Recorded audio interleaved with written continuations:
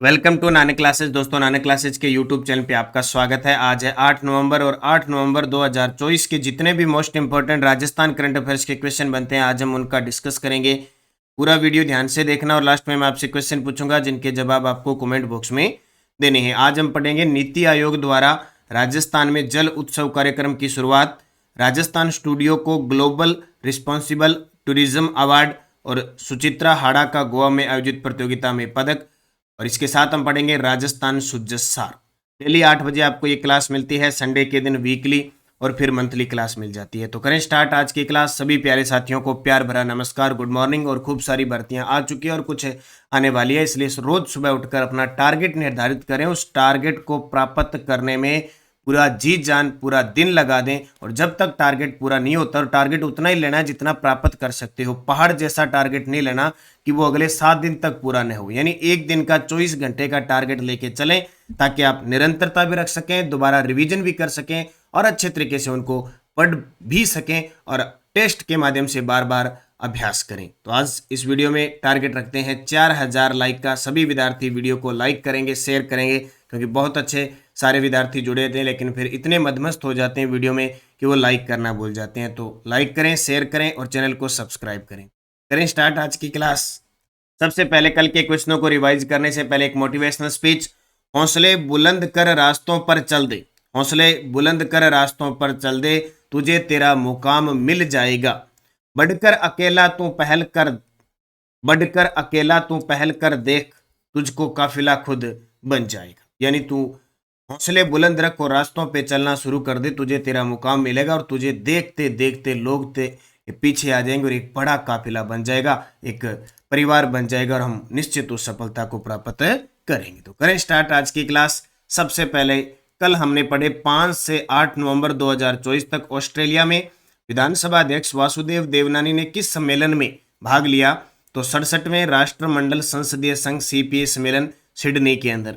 7वां राजा रवि वर्मा सम्मान किस चित्रकार को प्रदान किया गया? जयप्रकाश लखीवाल को। 22 से 24 अक्टूबर 2024 को south Asia clean energy forum का आयोजन जयपुर के अंदर हुआ। चीन में आयोजित ड्रैगन बोट वर्ल्ड कप में भारत का प्रतिनिधित्व करते हुए तनिष्क पटवा ने कौन सा पदक जीता? कांस्य पदक जीता। और राष्ट्रीय लोक अदालत से केस निपटाने में राजस्थान कितने केस निपटाकर देश में दूसरे स्थान पर रहा? 1.90 करोड़। और 6 नवंबर 2024 को rising Rajasthan education pre summit का आयोजन जयपुर के अंदर किया गया। ये आपको कल क्लास दे दी थी, इसका रिवीजन हो गया और इसका टेस्ट नानक क्लासेज ऐप में चल रही टेस्ट सीरीज में मिल गया। इस टेस्ट सीरीज के अंदर 1 जनवरी से लेकर 31 दिसंबर 2024 का डेली, वीकली और मंथली टेस्ट आ रहा है। तो डेली इसमें टेस्ट मिलता है और पीडीएफ मिलती है। बाकी टेलीग्राम ज्वाइन करो, वहाँ ऑनलाइनर पीडीएफ और क्विज रोज शाम को प्राप्त हो जाती है। करें स्टार्ट आज की क्लास। पहला प्रश्न बहुत ही इंपॉर्टेंट है।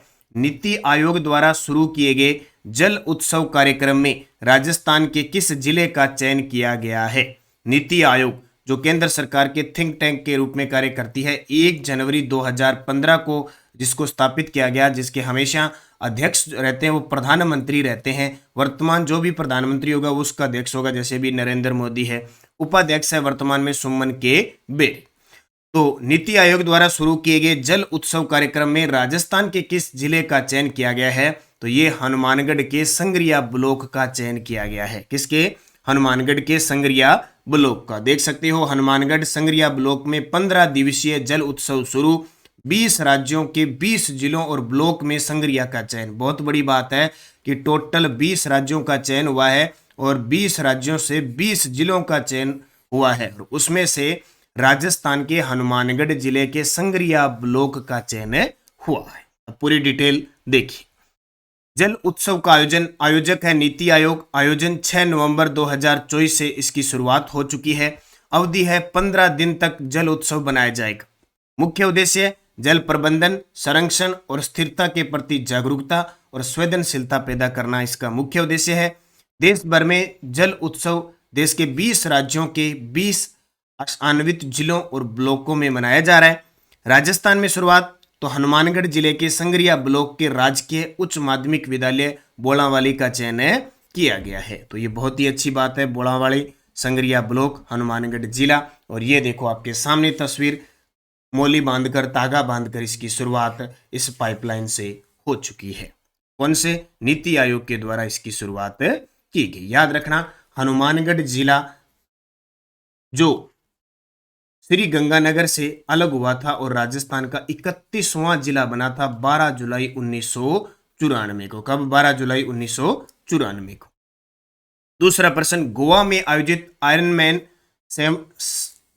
यानी 70.3 इवेंट में अपनी कैटेगरी में तीसरा स्थान प्राप्त किया।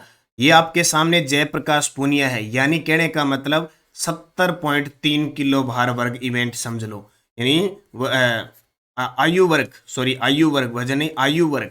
गोवा में आयोजित आयरनमैन 70.3 ये आयु वर्ग है इनका। इस कैटेगरी में तीसरा स्थान किसने प्राप्त किया है? तो ये किया है जयप्रकाश पूनिया ने, जयपुर के जयप्रकाश पूनिया ने। और दूसरी तस्वीर है राजेश चौधरी लद्दाख में अल्ट्रा। ये देखो, पूनिया ने गोवा में जीता आयरनमैन 70.3 इवेंट। ये राजेश चौधरी हैं, लद्दाख में बने सिल्क रूट अल्ट्रा मैराथन का हिस्सा। पवन डाका सीकर के हैं, इन्होंने भी दौड़ लगाई है। ये सभी अभी चर्चा हम करने जा रहे हैं। जयप्रकाश पूनिया, याद रखना, जयप्रकाश पूनिया गोवा में आयोजित आयरनमैन 70.3 इवेंट में अपनी कैटेगरी में तीसरा स्थान प्राप्त किया। रेस की कुल दूरी थी 113 किलोमीटर, अलग अलग मतलब भागों में डिवाइड की थी। ठीक है, ये तो थे जयप्रकाश पूनिया जयपुर के। राजेश चौधरी ये भी जयपुर के हैं। दुनिया की सबसे कठिन अल्ट्रा मैराथन इन्होंने लगाई। Event silk route ultra marathon Ladakh वाला। रेस का प्रारंभ जो हुआ था कि अगर गांव नुब्रा वैली समुद्र तल से 10,500 फीट की ऊंचाई पर है, और अंत हुआ था ले मार्केट समुद्र तल से 17,618 फीट की ऊंची खारकुंटला चोटी के पार। तो दुनिया की सबसे कठिन अल्ट्रा मैराथन लगाई थी, राजेश चौधरी ने लगाई है। और जयप्रकाश पूनिया ने गोवा में आयोजित आयरनमैन के अंदर अपनी कैटेगरी में कांस्य पदक जीता। तो ये बहुत बड़े नाम है दोनों के, याद रख लेना। ये आपके सामने तस्वीर है। अब बूस्टर डोज में देखिए कि जर्मनी के हैम्बर्ग शहर में आयोजित आयरनमैन यूरोपियन वर्ल्ड चैंपियनशिप का खिताब अपने राजस्थान के अंकुर जैन ने जीता था। और राजेश चौधरी इससे पहले सिल्क रूट अल्ट्रा मैराथन दौड़ को 17 घंटे 25 मिनट 55 सेकंड में पूरी करके देश भर में छठा और नॉन लद्दाख श्रेणी में दूसरा स्थान हासिल कर चुके हैं। और एक और, दुनिया की सबसे ऊंची अल्ट्रा मैराथन लद्दाख मैराथन में स्वर्ण पदक जीतने वाले पवन डाका का संबंध सीकर से है। इन सबको याद रखना, किसको? पवन डाका को, राजेश चौधरी को, अंकुर जैन को और जयप्रकाश पूनिया को हाल ही में चर्चा में आए हैं। तीसरा प्रश्न, राजस्थान स्टूडियो को ग्लोबल रिस्पॉन्सिबल टूरिज्म अवार्ड किस उपलब्धि के लिए प्रदान किया गया है? वेरी वेरी इंपॉर्टेंट है। राजस्थान स्टूडियो को ग्लोबल रिस्पॉन्सिबल टूरिज्म अवार्ड किस उपलब्धि के लिए प्रदान किया गया है? तो भारत की अनुसूचित जनजाति की कलात्मक धरोहर को संरक्षित और बढ़ावा देने के लिए। किसके लिए? भारत के अंदर हमारे देश में जितनी भी अनुसूचित जनजाति एसटी की जो कलात्मक धरोहर है, आज भी अपनी धरोहर को, अपने रीति रिवाज को, सिस्टम को लेकर आज भी वो बचाने की कोशिश कर रहे हैं। उनको संरक्षित और बढ़ावा देने के लिए हमारे राजस्थान स्टूडियो को ग्लोबल रिस्पॉन्सिबल टूरिज्म अवार्ड की उपलब्धि से सम्मानित किया गया है। कौन देता है, कैसे दिया गया, ये देखिए। राजस्थान स्टूडियो पुरस्कार ग्लोबल रिस्पॉन्सिबल टूरिज्म अवार्ड, संस्था international centre for responsible tourism ICRT, प्राप्त करता राजस्थान स्टूडियो। सम्मान क्यों दिया गया? राजस्थान स्टूडियो को ग्लोबल रिस्पॉन्सिबल टूरिज्म अवार्ड से सम्मानित किया गया है, जो भारतीय कला और संस्कृति को बढ़ावा देने के लिए स्थानीय कारीगरों के साथ मिलकर काम करता है और पर्यटकों को कला और संस्कृति की गहरी समझ प्रदान करता है। तो इसके लिए राजस्थान स्टूडियो को ग्लोबल रिस्पॉन्सिबल टूरिज्म अवार्ड 2024 से सम्मानित किया गया। शुरुआत में ये सिर्फ 3 ही शहरों में संचालित था, जयपुर, जोधपुर और उदयपुर में। अब बीकानेर, पुष्कर, जैसलमेर और रणथंभौर में भी शुरू हो चुका है। इसके अलावा जल्द ही गुजरात और उत्तर प्रदेश में भी इंडिया चौक के बैनर तले ऐसे अनुभव प्रस्तुत किए जाएंगे। मानसिक स्वास्थ्य और पोषण में सुधार के लिए किस संस्थाओं के बीच समझौता हुआ है? ये समझौते वाले प्रश्न है ना, MOU मेमोरेंडम ऑफ अंडरस्टैंडिंग, जितने भी होते हैं समझौते, ठीक है, वो इंपॉर्टेंट होते हैं। तो मानसिक स्वास्थ्य और पोषण में सुधार के लिए किस संस्थाओं के बीच समझौता हुआ है? तो ये हुआ है जयपुर रग्स और हैप्पीनेस फाउंडेशन के साथ। जयपुर रग्स और हैप्पीनेस फाउंडेशन के साथ समझौता हुआ है। जयपुर रक्स और हैप्पीनेस फाउंडेशन के बीच एमओयू हुआ, कब हुआ समझौता? 10 अक्टूबर 2024 को। उद्देश्य मानसिक स्वास्थ्य और पोषण में सुधार करना है। संयुक्त पहल जयपुर रक्स इंस्टीट्यूट के द्वारा की गई है। इनका कार्य क्या रहेगा? तो मानसिक स्वास्थ्य और पोषण में सुधार के लिए उत्कृष्टता केंद्र के रूप में कार्य करना। भी आज के टाइम में देखो मानसिक स्वास्थ्य बहुत जरूरी है। मतलब ऐसे नहीं है कि जो ज्यादा काम करते हैं और करते हैं उनका मानसिक स्वास्थ्य, ज्यादा फ्री रहते हैं ना उनका मानसिक स्वास्थ्य ज्यादा खराब होने लग गया। जो काम में लगे रहते हैं ना, 24 घंटे काम में लगे रहते हैं, खाना पीना कर लिया, सो लिया, अपना काम करते रहे, तो उनका दिमाग डाइवर्ट नहीं होता है। लेकिन जो फ्री रहते हैं ना उनका दिमाग इतना ज्यादा डाइवर्ट होता है। वो कहते हैं ना, आलसीपन और फ्री रहना शैतान का घर होता है। शैतान आ जाता है, फिर उल्टी सीधी बातें सोचता है, चाहे वो कोई। तो मानसिक स्वास्थ्य अच्छा होगा तो आप अच्छे तरीके से पढ़ पाओगे। पोषण में सुधार भी जरूरी है। कई मैंने देखे विद्यार्थी बाहर पढ़ते रहते हैं और है, ठीक है। तो बहुत सारे, कल मैं सूरतगढ़ था, बहुत सारे विद्यार्थी मुझे मिले भी थे वहाँ पे। हालांकि भी वहाँ पे ऑनलाइन, सिर्फ ऑनलाइन स्टूडियो तैयार किया जा रहा है और वहाँ से क्लासें, जो टीचर्स हैं आपको इंडियन ज्योग्राफी, इंडियन हिस्ट्री है, इंग्लिश है, सब मतलब उपलब्ध करवाएंगे हम। साइकोलॉजी वगैरह, करंट और राजस्थान जीके तो अपना चल रहा है, और भी उपलब्ध करवाएंगे ताकि हर प्रकार की सुविधा आपको नानक क्लासेस पे मिल जाए। तो वहाँ मैंने, अब देखो बाहर क्या है, पढ़ते हैं ना, बहुत सारे बच्चे क्या करते हैं सारा दिन कि पढ़ते पढ़ते ना कुछ खाते हैं ना पीते, इतने कमजोर हो जाते हैं। फिर उनका मानसिक जो दिमाग है ना वो थक जाता है, और जब पेपर आता है ना, पेपर में पता नहीं वो उल्टे सीधे करके थे। मतलब 4-4 साल इतने पढ़ते हैं, इतने पढ़ते हैं ना, वो टेस्ट सीरीज ज्वाइन करते हैं ना, बात अभ्यास, सीधे पढ़ते पढ़ते, और फिर एग्जाम आता है, सीधा एग्जाम को टैकल करने बैठ जाते हैं। उनका दिमाग, वो मानसिक संतुलन बिगड़ जाता है, क्यों? तो पेपर के पास वो कारण है। इसलिए आपके पोषण में भी सुधार होना चाहिए। खाना पीना अच्छा किया करो, दूध पीने वाले दूध, खाना खाने वाले अच्छे तरीके से खाना खाया करो, ठीक है। और भी कोई पौष्टिक आहार है, कोई चने वगैरह खाया करो। जरूरी नहीं है कि आप बादाम भिगो के ही खाओ, आप चने खा सकते हो और ऐसी चीजें खा सकते हो। मानसिक स्वास्थ्य आपका अच्छा होगा, पोषण अच्छा होगा, तो ही आपका दिमाग काम करेगा और आप अच्छे व्यवहार कर पाओगे। नहीं तो चिड़चिड़ापन और वगैरह हो जाना या कोई बीमारी लग जाना, ऐसी कंडीशन हो जाती है। जयपुर रक्स और हैप्पीनेस फाउंडेशन, फिर भी आप खुश रह पाओगे, नहीं तो खुश नहीं रह पाओगे। 27वीं अखिल भारतीय वन खेलकूद टूर्नामेंट में राजस्थान टीम ने क्रिकेट स्पर्धा में किस राज्य को 8 विकेट से हराकर कांस्य पदक जीता? वेरी इंपॉर्टेंट है। 27वीं अखिल भारतीय वन खेल कूद टूर्नामेंट में राजस्थान टीम ने, हमारी टीम ने क्रिकेट स्पर्धा में किस राज्य को 8 विकेट से हराकर कांस्य पदक जीता? तो किसको? कर्नाटक को हराकर। किसको? कर्नाटक। अच्छा, ये 27वीं अखिल भारतीय वन खेल कूद प्रतियोगिता हुई कहाँ पे? तो ये रायपुर छत्तीसगढ़ के अंदर हुई थी। इसमें 26 खेलों की लगभग 300 स्पर्धाएं थी। मतलब नाम है भारतीय वन खेल कूद प्रतियोगिता, इसमें 26 खेल थे। और राजस्थान क्रिकेट टीम ने कर्नाटक को 8 विकेट से हराकर पहली बार कांस्य पदक जीता। ये पहली बार का जो फंडा होता है ना, उसको याद किया जाता है। इसमें सबसे नंबर 1 पर रहा तालिका पे छत्तीसगढ़। छत्तीसगढ़ ने 93 स्वर्ण, 44 रजत और 33 कांस्य पदक के साथ पदक तालिका में पहला स्थान प्राप्त किया। तो अपने राजस्थान के बारे में याद रखना कि राजस्थान ने क्रिकेट में कर्नाटक को हराकर कांस्य पदक जीता। सुचित्रा हाड़ा ने गोवा में आयोजित किस प्रतियोगिता में स्वर्ण पदक जीता? सुचित्रा हाड़ा ने गोवा में आयोजित किस प्रतियोगिता में स्वर्ण पदक जीता? 10 मीटर एयर राइफल SH1 श्रेणी के अंदर सुचित्रा हाड़ा ने गोवा में आयोजित 10 मीटर एयर राइफल, यानी निशानेबाज है, SH1 श्रेणी के अंदर इन्होंने स्वर्ण पदक जीता। बस इतना याद रखना और कुछ नहीं है। जयपुर की है सुचित्रा हाड़ा।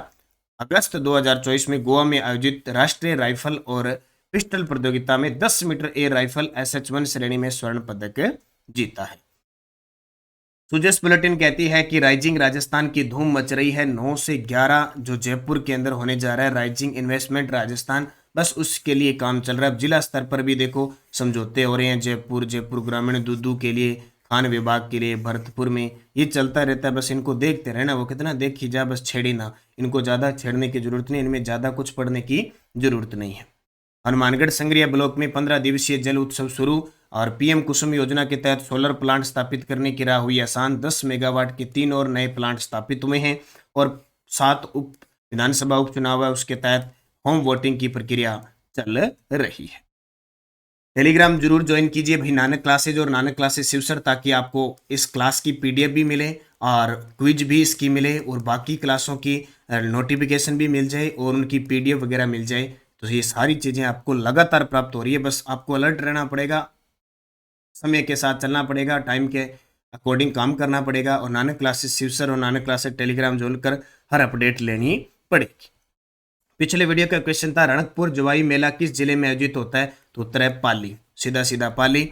अब आपके लिए क्वेश्चन जिसका जवाब कमेंट में देना है। राजस्थान की चर्चित खिलाड़ी तनिष्क पटवा का संबंध किस खेल से है, बैडमिंटन, तैराकी, जूडो या शॉटपुट। सही जवाब आप सारे विद्यार्थी दोगे, ये आपका गृह कार्य है। यस्टरडे डोज के अंदर हमने पढ़ा विकास अध्ययन संस्थान कहाँ पे स्थित है, जयपुर में। राजस्थान की किस नदी पर मेजा बांध बनाया गया है, कोठारी नदी। राजस्थान में ताल छापर वन्य जीव अभ्यारण्य कहाँ स्थित है, चूरू में। धीरू भाई अंबानी सौर पार्क कहाँ पे स्थित है, धूड़सर पोखरण जैसलमेर में। और राजस्थान का पहला कोयला आधारित ताप विद्युत संयंत्र है कोटा थर्मल पावर। ये पांचों सीईटी के अंदर आए हुए क्वेश्चन हैं। अब आपके लिए 5 क्वेश्चन, क्योंकि लगभग 250 से 300 प्रश्न बनते हैं तो वो सारी चर्चा कर रहे हैं। भारत के सबसे बड़े सोलर पार्क का नाम बताइए जो कि राजस्थान में स्थित है। राजस्थान लघु उद्योग निगम की स्थापना किस वर्ष हुई थी। राजस्थान का मिनी खजुराहो किस मंदिर को कहते हैं। 1903 में बिजोलिया के किसानों पर चंवरी कर किसने लगाया था। और राजस्थान के प्रथम राज्यपाल कौन थे, राजस्थान के प्रथम राज्यपाल कौन थे। इन सब के जवाब आपको कमेंट बॉक्स में देने हैं। जाते जाते आप वीडियो को लाइक कर देना, सारे विद्यार्थी शेयर कर देना और चैनल को सब्सक्राइब कर लेना ताकि आपके पास नोटिफिकेशन पहुंचे। पशु परिचर विशेषांक जनवरी से अक्टूबर बहुत ही शानदार पुस्तक बाजार में उपलब्ध है। सारे टॉपिक कलेक्शन किए गए हैं, मंथली वाइज भी किए गए हैं पुरस्कार उसके संबंधित। बाकी आपको क्लास दे रहा हूँ।